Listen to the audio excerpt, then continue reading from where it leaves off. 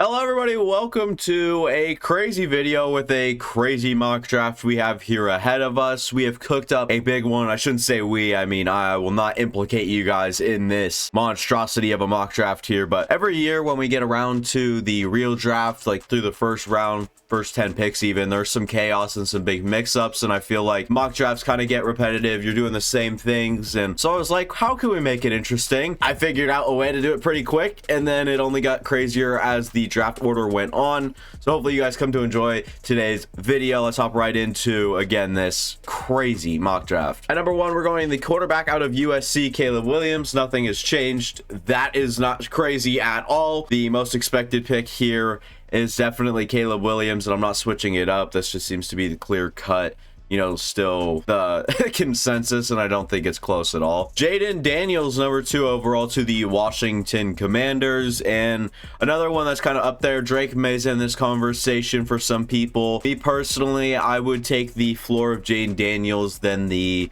inconsistencies of Drake May. If you guys are curious why some people aren't on the Drake May train, I recommend going to listen to Chris Sims talk about it. He kind of sums it up the best, and he is like really low on Drake May. I think I have him at 3 or 4, maybe 3, I can't even remember, and I know Sims over there has him at like 6. So if you really want to hear like the reasons why a former NFL quarterback isn't on the Drake May train, I'd go listen to Phil Sims. He does a good job over there. And while I'm over here first year going through this draft process, really diving in this deep, looking at every game of film I can, all that, I still have Drake May like number 4, I believe. We're gonna have this conversation as time goes on with future mocks, but in this one I went with Jaden Daniels, number 2 overall, the quarterback out of LSU. We're gonna see if this trade goes through here. If not, basically we're just moving the Giants up to number 3 overall, with the New England Patriots putting in pick number 3, the Giants putting in 6, 47, a next year first and a next year fourth. This did go through. The Giants have moved up and they are taking Marvin Harrison Jr. Definitely not the popular pick. I sit here and laugh at it myself, but man, have we seen some frustrating picks from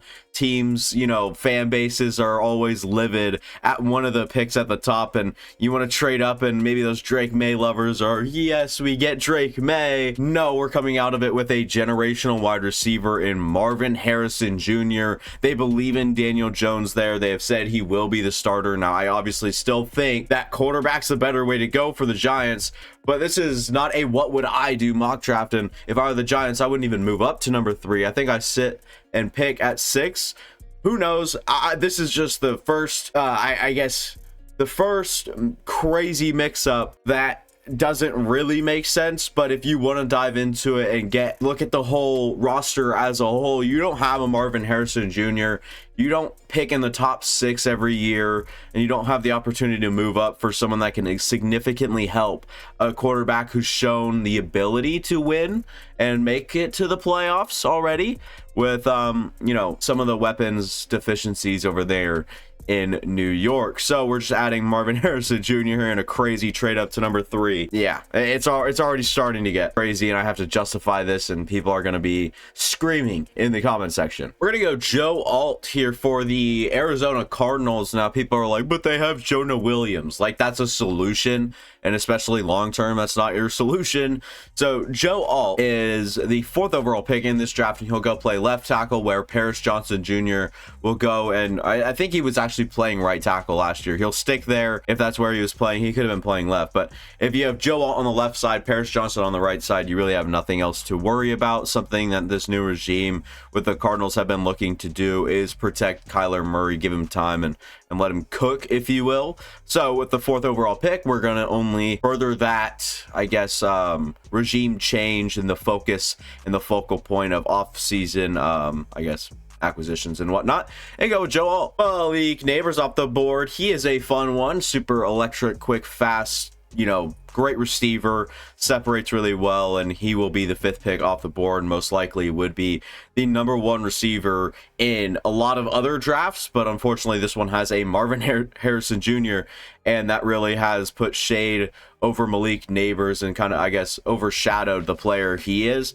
Haven't gotten to all of his tape yet, but through what I've seen, he's good. And then I was actually watching Brian Thomas for final evaluations, and it was just more and more clear that Malik Neighbors is an elite player, while I was watching someone else, which kind of, I wouldn't say anyone else has stuck out to me on tape as much as Malik Neighbors did while I was watching, you know, other players. On to number 6 with the New England Patriots trading down. It didn't seem to work out too poorly for them. They obviously still have their pick of their crop with Drake May, McCarthy, Nix, Penix, and I don't think Penix is quite 6 overall. Bo Nix hasn't really been in those circles for like what I've heard for the NFL.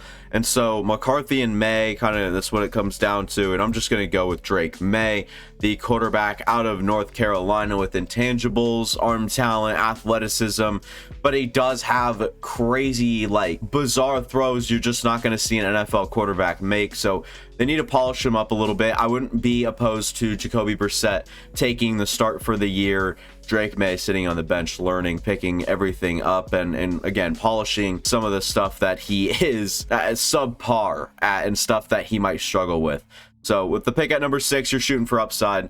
And I guess the same thing could be said if you're picking JJ McCarthy, and it's the same conversation. It's just a different set of problems with McCarthy, and there's probably not as much problems with McCarthy. Similar upside, maybe. I would say May slightly better upside. So I don't know. Patriots fans, down in the comments, let me know what you would prefer here. This one's pretty cliche. We're going Olu Fashanu out of Penn State to the Tennessee Titans.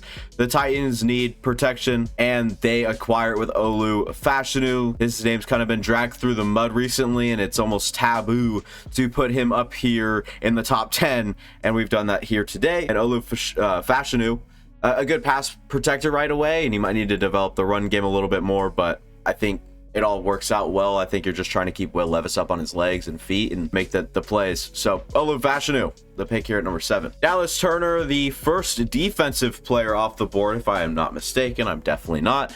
Dallas Turner actually comes in with a solid floor, in my opinion. Probably not as good as Latu, and I don't think he's got the power of verse right away, but he's got the typical mold for like the high-end draft pick, edge rusher, crazy upside. And even if he doesn't reach that upside, I still think he has a very solid case in the NFL. I think he's still a very solid player, and through, great athlete, and I guess you have yourself a good player. And shooting for the upside over picking like a Latu, who's great right away, and especially with his hands, and Turner maybe a little bit more raw, if you will, and you're looking to develop that into a premier pass rusher, which I have no problem with. Rome Odunze off the board at number 9.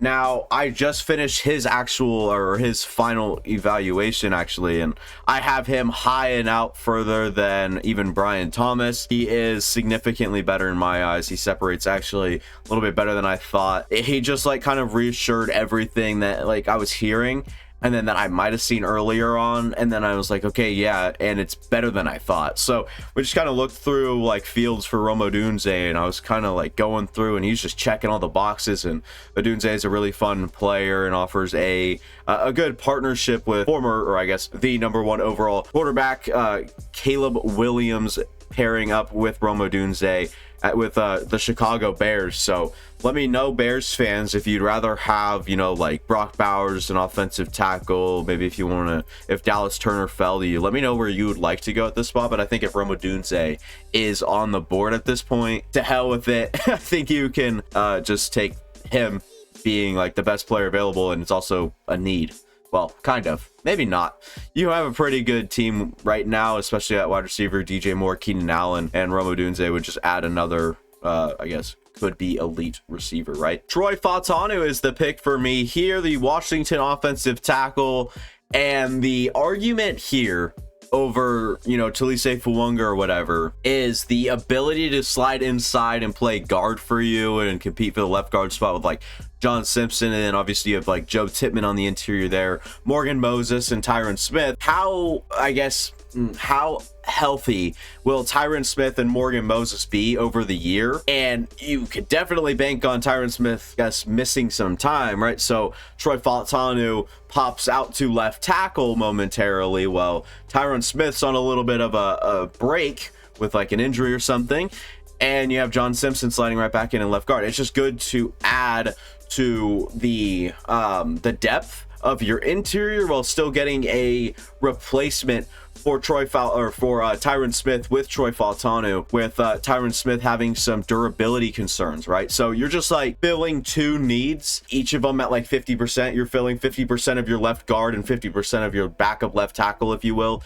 which is going to be a more important role now that it's Tyron Smith slated to play there. So you just kind of have that that availability now with Troy Fautanu and the versatility to put him in where he's needed, and that would be huge for the Jets, and he could get the run game going quite well too, with how well he moves out in space and gets guys on the ground, or at least just takes them out of a play. It's pretty impressive. Vikings didn't even have to trade up. They just go ahead and get JJ McCarthy anyways, and then they get to keep on to that number 23 pick they have later in this draft. We're going to see it here. They traded for the Texans pick, I believe, and so it's Rome Odunze, Troy Fautanu, JJ McCarthy, next one up off the board, the Michigan quarterback, going to a Kevin O'Connell, or I guess going to Kevin O'Connell in that system over there. I think he fares really well in that sort of situation, and I am a little bit of a Sam Darnold believer. Now, I don't know how good he'll be, but I think he gives you a solid baseline, and he'll have a splash play or a good game every like 3 games he'll show out. So I think that's what you're getting with Sam Darnold, and if that isn't holding up by the end of the year and you still think you're in playoff contention and you think this kid can handle it, slide JJ McCarthy in and see what he's got. Or if it's late in the season and you know, you're kind of out of it, put JJ McCarthy and see what he's got then. I don't think he needs to start right away. I don't think he should start right away. That's not fair to him. I don't know if he's ready for that sort of workload in the NFL. I think he's got a few things to work on, including his like even seeing an NFL pocket would just help him so much. I think he really struggled in the pocket, and I know Michigan fans would come for my neck saying that, but there were times where he just didn't monitor the pocket or control or move in the pocket. Like, I just think that there's some concerns there. His processing can get a little bit better, and I just think all of this could be so good in the Viking situation that he is drafted to in this hypothetical situation. JJ McCarthy could end up being a top 2-3 quarterback in this class without surprise, actually, at number 11 taken off the board here. Sean Payton getting his next Drew Brees with Bo Nix, and I'm extremely high on Bo Nix. He is my quarterback 2 in this class, and people in the comments are gonna shout at me, but the fact that I still have him falling to 12 is good. I'm not getting unrealistic and being like, okay, the Giants are trading up to 3 for Bo Nix. It's not that serious. And again, mock drafts, I say this almost every time now, mock drafts are more what you hear than what you see. So I think that the rankings I do is based off what you see on tape and whatnot, and then the mock drafts I do, or I guess mock drafts that I do, are more on what you hear is going to happen or what could happen or needs or whatever. So Bo Nix off the board at 12, slipping him right away from the Raiders. I don't know if Sean Payton is a Bo Nix guy. I can see him being a Bo Nix guy. He's a very clean-cut prospect. I think Bo Nix is really good right away, and he could take on an NFL offense and take the team to a good spot at least. Now, going against an NFL defense, it might be a little bit challenging, but he always seems to have an answer. So if there's at least some comfort in the offense and with that pocket, I think he'll be just fine. I don't think he's a mistake-driven player. I don't think he's going to be out there looking lost at all. I think he's more of a good player right away at getting like the ball out, understanding where to go, progressions, reads, like all that, touch, velocity. His arm talent's better than people give him for credit for. So Bo Nix, if you want to hear me talk about him more, go look at my quarterback rankings video. I rave about him there, and rightfully so. I really like Bo Nix, and I could see the possibility of him getting drafted inside the top 15, let alone, you know, if some team wants to trade up inside the top 10, or if the Bears want to move back, if there's no good option at 9. Like, there's just different scenarios you could play with, and I'm not opposed to Bo Nix being picked top 15. Talise Fuwanga off the board at 13 now. One pick after their division rivals with the Denver Broncos. They missed out on their quarterback if they were going to go Bo Nix. Now, I don't know if Michael Penix is still in the picture for him, but Talise Fuwanga is just too good of a player to, I guess, miss on here, right? So at 13, you're getting Talise Fuwanga, go straight up the right side while you have Colton Miller on the left side, and now you kind of got to piece together the interior. I think they've got like a nice one or two good players on the interior. I couldn't even tell you. I pay very little attention to the Raiders and their depth chart. I kind of know what they need anyways. So when we get to the spot, it's either quarterback or offensive tackle or even corner from time to time. Don't really do my due diligence a whole lot for the Raiders to the point where I know what they've got everywhere. Brock Bowers, the pick for the New Orleans Saints. People want like edge here. They did just pick up Chase Young, something that seems to be kind of out of people's minds. It's still fresh on mine. That's the reason I'm going Brock Bowers here. We're going to take a Juwan Johnson type, and I guess Brock Bowers really a way better version of Juwan Johnson with more versatility to play in line, out in the slot, out wide. Brock Bowers, you could put him anywhere and he could be productive and one of the better pass catchers on your team. You lose a big possession type of target in a Michael Thomas mold, right? He's gone. And so you're going to slide Brock Bowers maybe to go play some slot reps where Michael Thomas would, and he can do just as good, if not a better job than Michael Thomas was in these later stages of his stint with the Saints.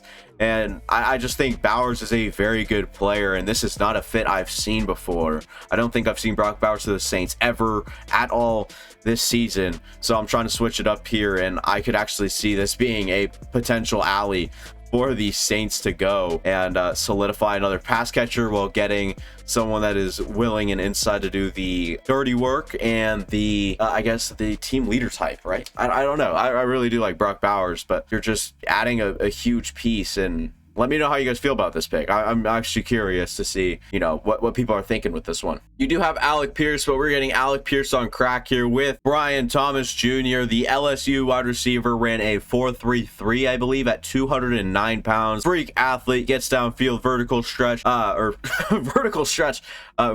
guy, gets downfield, stretches the field, gets behind defenses pretty consistently. He's a pretty big part of the LSU offense. I'm a fan of his, and I don't know where we'll kind of end up on, you know, Brian Thomas Jr.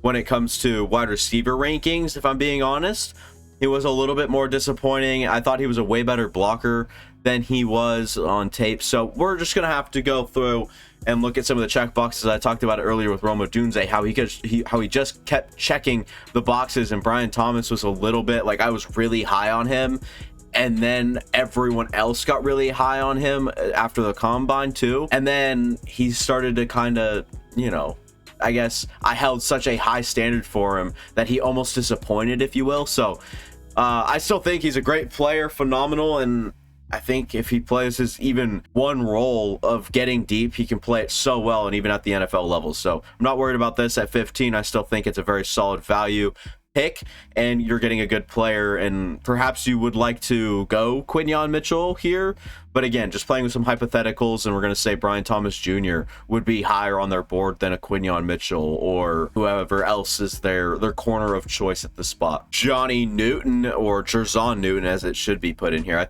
feel like people just started putting in Johnny and it just kind of stuck. It's not Johnny, it's Jerzon Newton, and he is the defensive tackle out of Illinois. He could be a game wrecker at best. Like, his upside is amazing, and I do like him quite a bit. Haven't got around to his defensive tackles yet. Haven't quite got there. I'm really late in the process, and I have very little time to get through some of my final evaluations. So I might just start doing a few of these like position groups and do like top 10 instead of watching like all 20-30 players in that position group. So Johnny Newton, a fun one, defensive tackle out of Illinois, and he's off the board to the Seattle Seahawks. Quinyon Mitchell to the Jacksonville Jaguars, the corner out of Toledo, just getting to a corner needy team, quite frankly, quite easily. Moving on. Defensive tackle 2 off the board, it's Byron Murphy, and he will be flying over to the, I guess he'll be staying in orange, I guess is what I was kind of saying. He'd be flying over to the dress and stripes, but he's still in orange. Byron Murphy going from Texas to the Ohio area, obviously Cincinnati Bengals. They need interior after they lost DJ Reader.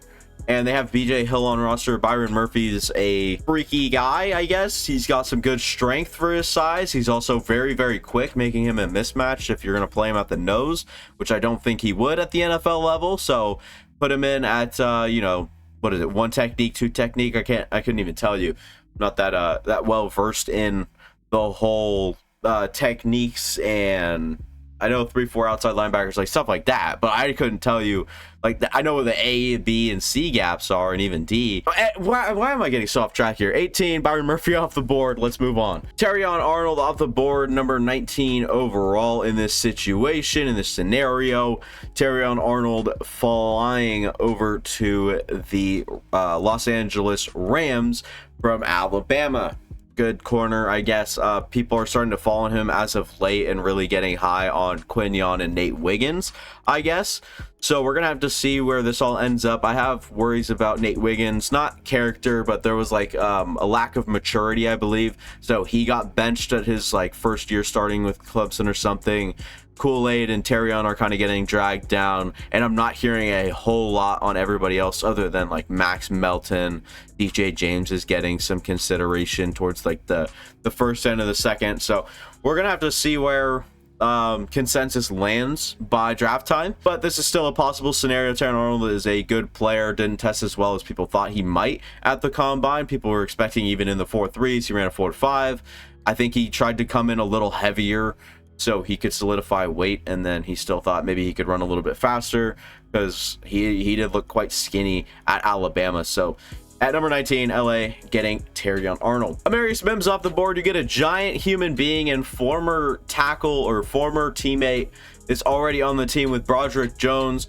He'll play left side, and I guess Amarius Mims will play left, or vice versa. They both have the flexibility, believe it or not, but they're both big human beings coming out of Georgia. Again, former teammates, and I guess Broderick Jones really did a good job helping Amarius Mims. I was watching an Amarius Mims interview, and he was kind of talking about how Broderick Jones was a huge help. Well, he was his teammate over at Georgia. So we'll have to see if this is a likely scenario. I could see Amarius Mims actually going a lot higher than this. People seem to forget the upside that this kid has, and it's quite amazing. Just quite the injury concern comes with Amarius Mims as well. So you got to remember that, picking him here at 20, and we'll be off to the Dolphins pick. Jackson Powers-Johnson, you're getting a guard/center, interior offensive lineman, and he will be off the board to the Miami Dolphins. You landed in a nice spot. It's a need, and it's a good player you're getting. People have talked about Graham Barton as a viable option, and you're seeing these edge players kind of fall. Maybe one goes off here, but I just thought Jackson Powers-Johnson, best team to fit at this spot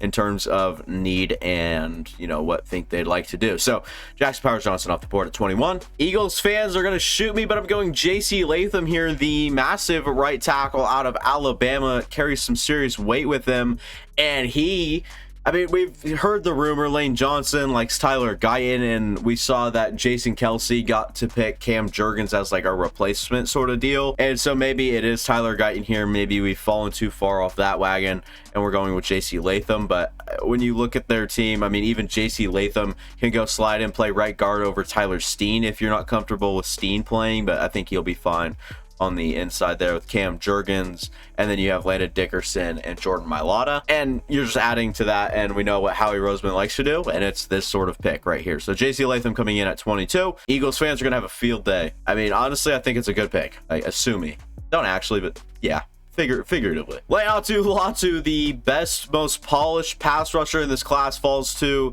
the Vikings at 23 when you could have considered him at number 11, where you ended up taking your quote-unquote quarterback of the future, and Leatu Latu falls all the way to 23. You still had your selection of Jared Verse, Leatu Latu, and the rest of the crowd, I guess, right? So at 23, Latu off the board. Again, I mentioned polished. He's really, really good with his hands, getting through and making plays pretty much, and that could be very valuable in the NFL. What I mean could be, I mean definitely is, and I like Leatu Latu a lot. Talked about him earlier. We're going Graham Barton, 24 to the Dallas Cowgirls.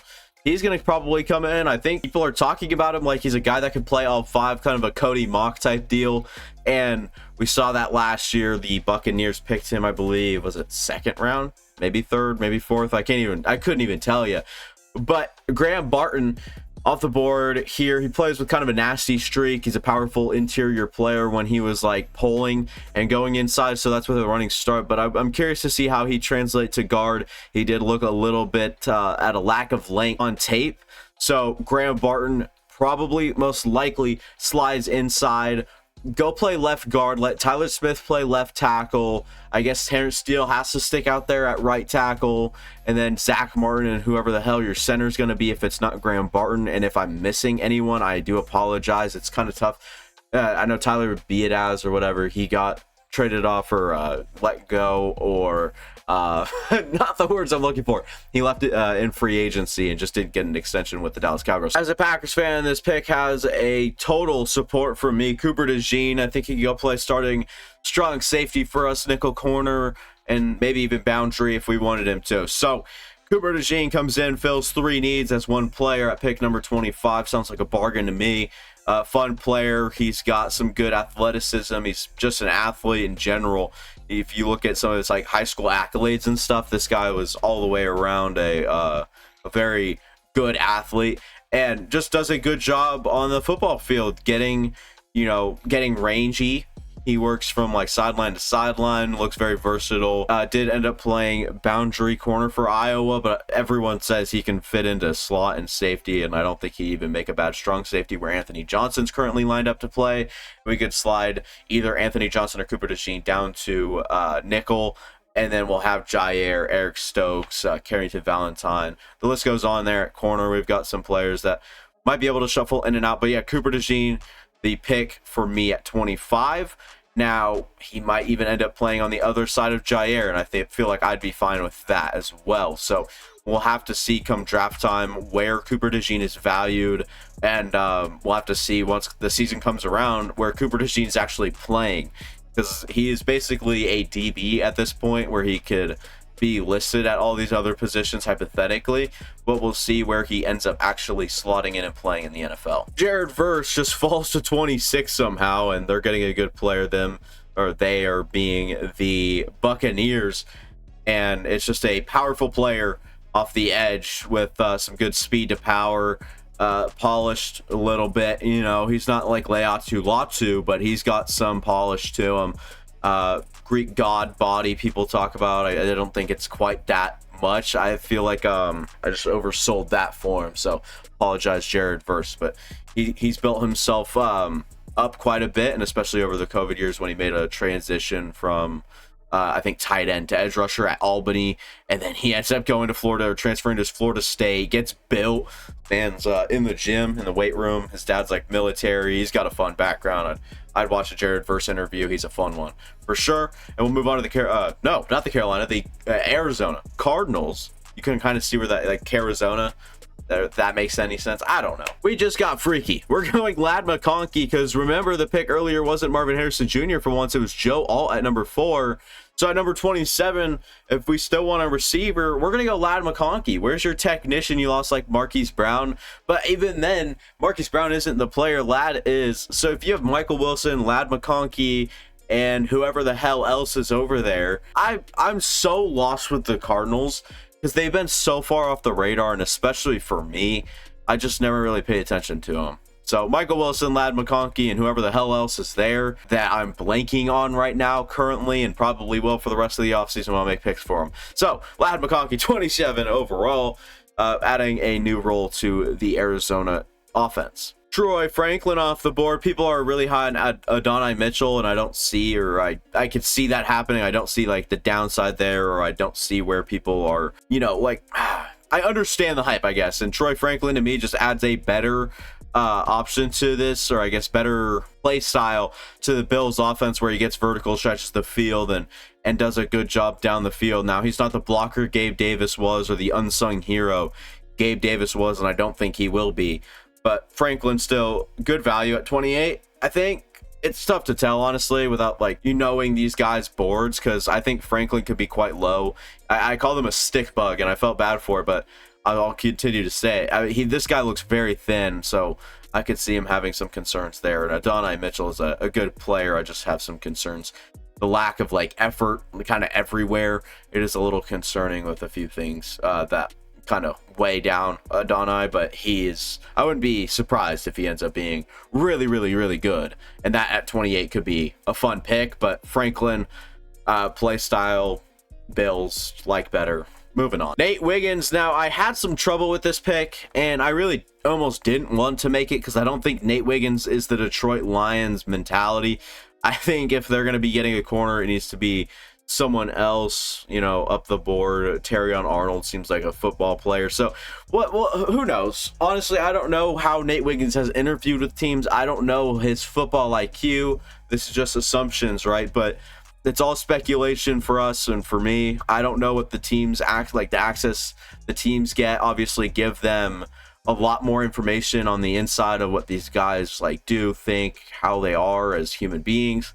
We don't get that as much. So Nate Wiggins, the cornerback out of Clemson, assuming he fits the Detroit Lion criteria, if you will, to be a football player on that team, getting picked at 29. Tyler Guyton comes in. They've lost offensive linemen. You're getting a good one here with Tyler Guyton, someone that has a mold to be a very high upside player.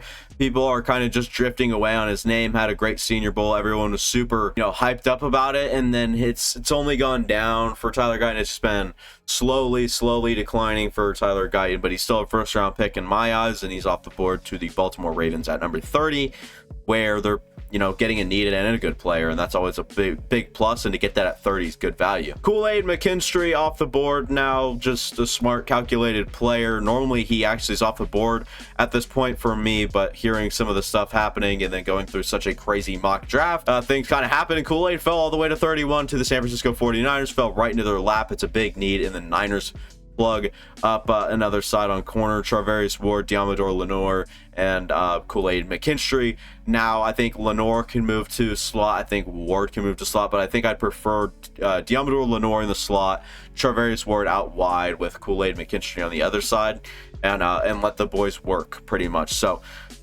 just solidifying some of that stuff in the back end, and hopefully getting a little less penalties or penalty-worthy plays from their deep secondaries. It gets quite scary sometimes. Adonai Mitchell, I don't know what happens if I pick him here. I think like the thing kind of stops. So we're just gonna pretend like we picked him. So Adonai Mitchell off the board, pretty much, you know, figuratively. So to the Kansas City Chiefs, I would go like Ladd McConkey here. There's some Rashee Rice questions right now.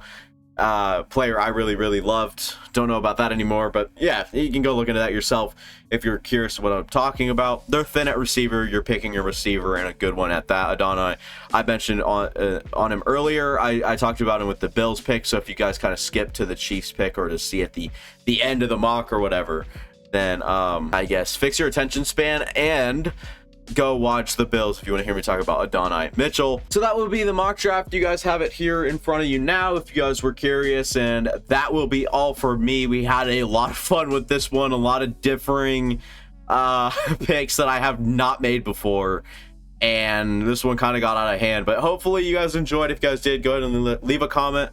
No, leave a like, go down and comment, go watch any of the past content on the channel. If you enjoyed this one, you'll enjoy the rest, I promise you that. And I'll see you guys next time. I'm interested to see the comment section on this one. It's going to be dreadful if there's any at all. So let me oh, I'm bad at this. See you guys next time. Deuces.